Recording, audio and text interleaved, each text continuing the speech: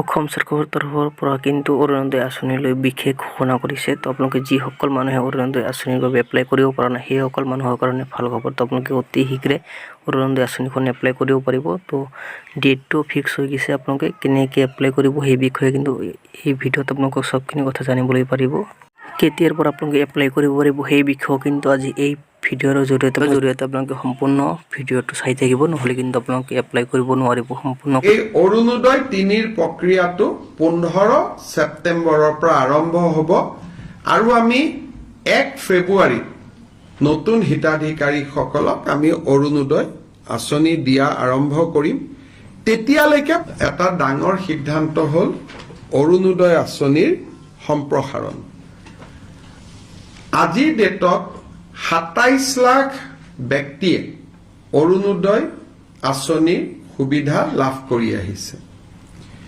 এতিয়া আমি প্ৰতি সমষ্টিতে আৰু 10,000কৈ অৰুণোদয় আঁচনিৰ আমি হিতাধিকাৰী দিব খুজিছো।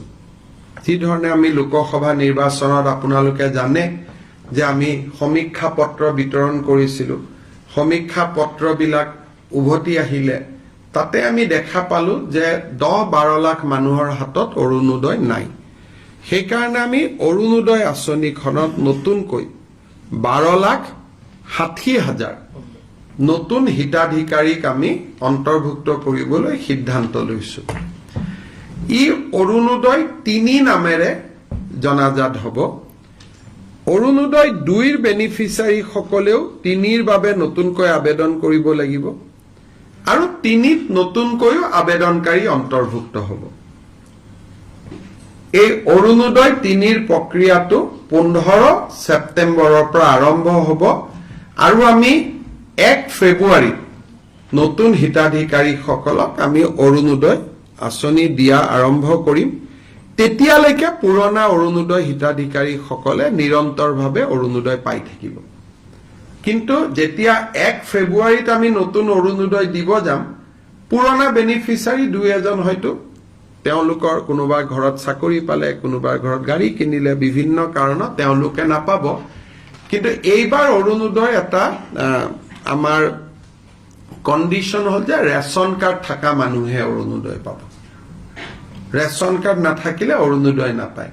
ৰেচন কাৰ্ড থাকিলে অৰুণোদয়টো কিয় পাব? ৰেচন কাৰ্ডবোৰ আধাৰ লিংক, গতিকে অট'মেটিক অৰুণোদয়টো তেতিয়া আধাৰ লিংক হৈ যাব। নহ'লে মই যোৱাবাৰ আপোনালোকক কৈছো যে বহুত সময়ত কিছু অৰুণোদয় বেনিফিচিয়াৰী কিছুমান মানুহৰ নাম সোমাইছে যাক বিচাৰি পাব দিগদাৰী হয় পিছত। কেবিনেট গাঁৱত আমাৰ 1,000 টকা ফিক্সড আছিলে, কিন্তু টাউনত প্ৰিমিয়ামটো মাৰ্কেট ভেলুত আমি ল'ব খোজাৰ কাৰণে বহুত মানুহে মাটিটো ল'ব পৰা নাই। সেইকাৰণে দৰিদ্ৰ আৰু মধ্যবিত্ত মানুহে ল'ব পৰাকৈ আমি মাটিৰ প্ৰিমিয়াম ৰেটটো আমি ধাৰ্য কৰিব খুজিছো আৰু তাৰ কাৰণে মন্ত্ৰী অশোক সিংহাল আৰু আমাৰ মন্ত্ৰী যোগেন মহানক দায়িত্ব দিয়া হৈছে। আজিৰ কেবিনেটত আমাৰ জীৱিকা সখী বাইদেউসকল আছে।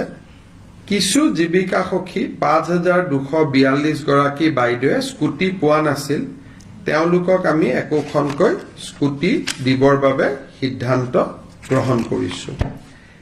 কিছু ট্ৰেন্সপৰ্ট আপোনালোকে শুনি লৈছে তো চবখিনি কথা। তো আপোনালোকে অহা ছেপ্টেম্বৰ 15 তাৰিখে আপোনালোকে অৰুণোদয় আঁচনিৰ বাবে এপ্লাই কৰিব পাৰিব।